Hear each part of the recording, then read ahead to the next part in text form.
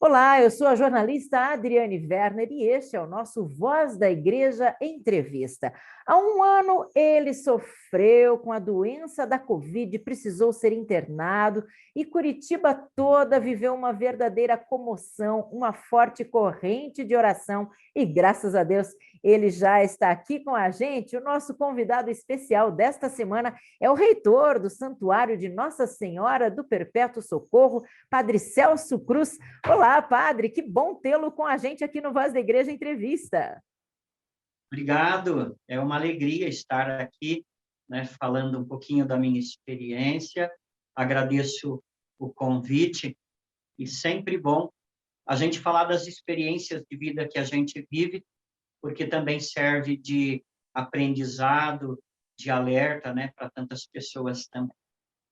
Padre Celso, um ano atrás o senhor estava sofrendo nesse momento, não é? Passou maus bocados com a Covid. O que mudou na sua vida? Quem era o Padre Celso há um ano atrás? Quem é o Padre Celso hoje? Assim, Adriane, sabe que toda experiência, né, ela provoca em nós algumas mudanças. E é importante que isso aconteça, né? Seja uma experiência positiva, ou seja, uma experiência de sofrimento, sempre ela nos traz um ensinamento. E eu percebo que a Covid-19, né, quando eu tive que enfrentar, e ela veio de uma forma bastante agressiva, primeiro, eu entendi muito sobre este amor de comunidade, de povo de Deus, que reza pelo seu pastor. E logo depois que saí do hospital e vendo as redes sociais e tudo como foi, eu senti assim muito forte este amor do povo. E é claro, né? E daí a gente vem nessa restauração e os médicos dizendo sobre o que deve, o que não deve fazer. Então foi um momento de muito aprendizado. Aquilo que eu havia deixado um pouquinho de lado, que eram as atividades físicas, comecei a fazer de novo, retomei, estou muito fiel. Um ano depois, ainda estou fazendo as atividades, né, de um jeito muito forte. Então, assim, o que mudou? Mudou um pouquinho a minha rotina de vida. Claro, antes eu cuidava de mim, mas eu vejo que hoje eu estou dando um tempo ainda maior para que eu possa estar mais inteiro para a minha missão. Cuidar de mim para poder cuidar do outro, para poder cuidar do povo. E também essa questão da experiência de perceber que a gente não está sozinho, a experiência de perceber que o outro nos cuida, o outro nos quer bem, nos faz também ainda mais movimentar o nosso coração e ter compaixão por aqueles que sofrem. Se antes eu tinha compaixão pelos que sofria, hoje, de uma forma ainda mais inteira, eu sinto esta compaixão. Padre Celso, é emocionante perceber o quanto Curitiba se uniu em oração pedindo pelo senhor? Eu fiquei surpreso, sabe? E às vezes ainda eu revejo algumas coisas e me emociona até hoje. E você sabe, Adriane, que aqui no santuário, por conta do não acontecimento das novenas, desde o início da pandemia, então, o povo que era muito fiel à novena, alguns estão retomando agora para as missas presenciais, ainda com receio, mas eu tenho muito testemunhos de pessoas dizendo, padre, na época que o senhor ficou internado, eu rezei demais, fiz promessa, né? E você sabe que a cada relato de pessoa ainda eu me percebo emocionado, né? Porque eu tenho certeza que o que aconteceu na minha vida de milagre, a ação de Deus, ela se deu também por este pedido de um povo que tem fé. Eu acredito que são duas emoções bastante fortes e diferentes, não é, Padre Celso? A emoção de ver a união do povo, como o senhor disse, rezando pelo seu pastor, e também, por outro lado, perceber a força da oração. A sua fé foi ainda mais fortalecida com isso? Foi. Eu sempre fui um homem de fé e sempre a minha devoção muito forte à Nossa Senhora. Maria foi e é muito presente na minha vida.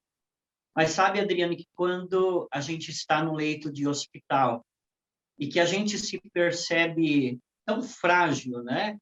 Confiando na medicina, sim, confiando naquilo que é a nossa oração, mas chega uma hora que a gente percebe que os outros não têm muito para fazer por nós. E a gente entra naquela intimidade com Deus de uma forma muito grande. E chegou um momento dentro do hospital, eu sempre quis muito viver, e a minha esperança sempre foi muito grande. Mas o sofrimento era tanto, e eu comecei a perceber, eu pensei, eu acho que a minha missão está sendo completada. Esse foi o momento mais difícil de todos aqueles dias? Foi, porque assim, era um misto de querer viver muito e quase que uma compreensão de que eu precisava me entregar. Por um momento eu falei, eu acho que aqui encerra uma caminhada de entrega a Deus. E nesta hora eu percebi que, de fato, no final de tudo, o que sobra, e ainda bem, de uma forma grandiosa, é este Deus que nos ama. E ali, naquele momento, é onde a gente se despe de tudo, de todas as outras coisas, para ficar com aquilo que é essencial. Ali que a gente entende aquilo que Cristo, de uma forma tão linda, disse: Pai, em tuas mãos eu entrego o meu espírito. Mas sabe que foi nesse momento que também eu ganhei muita força, porque foi quando eu me entreguei, que eu não lutei mais, que Deus me amparou e me trouxe de volta, de uma forma grandiosa, grandiosa. Na frente aonde eu estava, no leito do hospital, meu aniversário foi no dia 12, e eu recebi de presente o ícone da Mãe do Perpétuo Socorro, e ele estava ali na parede. E para mim, essa presença do ícone, a presença de Maria, foi, assim, de fato, muito forte. Eu me lembro muito desse momento e os primeiros vídeos que o senhor gravou, quando começou a se recuperar, a gente ficava até assim sensibilizado, porque, claro, a respiração é uma das coisas mais afetadas com o Covid, então a sua voz estava muito fraquinha, logicamente o seu físico estava ainda muito abalado também, e como é bacana a gente poder vê-lo hoje assim, né, para cima, com a voz firme, forte, sorridente. Que balanço o senhor faz de todo esse período, Padre Celso? Eu penso sempre assim que, uma vez que a gente tem essa missão de servir a uma igreja, né? Sabe, Adriane, às vezes a gente tenta trazer muitas coisas, né? Aquilo que é fundamental também, mas muitas outras coisas parece que a gente quer trazer a toda força. Eu aprendi muito essa questão de ser mais seletivo daquilo que é essencial, daquilo que realmente compensa, e aquelas coisas que eu percebo, olha, não é fundamental agora, não é urgente agora, eu aprendi a lidar mais com isso. Eu me cobrava muito, né? Eu aprendi a não me cobrar tanto, mas a estar mais inteiro a cada momento que eu estou vivendo. Então, para mim, o importante é o agora, e se tem preocupação com alguma coisa que antes, às vezes, poderia me tirar o sono, eu falo, gente, amanhã é um outro dia, amanhã eu vou ter força e Deus vai me levantar de novo. Então, eu aprendi mesmo essa questão de estar mais presente no presente, e o balanço que eu faço é esse, que a gente está nesta vida como peregrino, e no nosso peregrinar a gente precisa, de fato, estar inteiro nas pequenas coisas, naquilo que é simples, porque do simples Deus faz algo assim extraordinário. Sensacional. Padre Celso, inevitável a gente tocar nesse assunto, que é um pouco mais triste, claro, mas estamos aí nessa realidade de mais de 500 mil mortos no Brasil. Qual é a sua palavra de consolo hoje para as famílias que perderam alguém para essa doença tão triste? Eu tenho conversado com tantas famílias, e hoje mesmo, né, no santuário, alguns familiares dizendo: Padre, estou com esposo, estou com filho. Então, a gente vê uma realidade ainda de muita dor e de sofrimento. além daqueles que nós já perdemos e daqueles que hoje estão num momento bastante crítico nos nossos hospitais. Mas eu digo para estas pessoas que perderam alguém, primeiro que a vida, ela tem a sua continuidade. E se querem aproximar ainda mais daquele que partiu, que aproximassem ainda mais do Deus da vida e perceber que é Ele que vai nos dar a força. Porque quando acontece uma fatalidade dentro de uma família, às vezes a gente quer encontrar algum culpado e às vezes até a gente culpa a Deus por aquilo que aconteceu, o que é muito comum. Mas eu digo assim, Deus é aquele que te entende, Deus é aquele que te ampara. E na hora que você perceber, você vai falar, ainda bem que eu tenho um Deus por mim, porque é Ele que me deixou em pé. Então, continuem cheio de perseverança. A pessoa que partiu, mesmo que de um modo breve nesta vida, cumpriu a tarefa e a missão dele, e agora somos nós que precisamos cumprir a nossa tarefa e a nossa missão. Bem, e vamos falar de esperança, então, Padre Celso. A gente está na Arquidiocese de Curitiba com uma campanha pela vacina. Infelizmente, algumas pessoas de dentro da própria igreja têm resistido à ideia de ser vacinado. Muita gente que já teria o direito de receber a vacina ainda não foi. Até o nosso arcebispo gravou um vídeo há poucos dias dizendo: se você já tem o direito, corra tomar a vacina para proteger a si mesmo e proteger aos seus. Qual é a sua visão a respeito da vacinação, Padre Celso? Eu não vejo a hora de ser vacinado, né?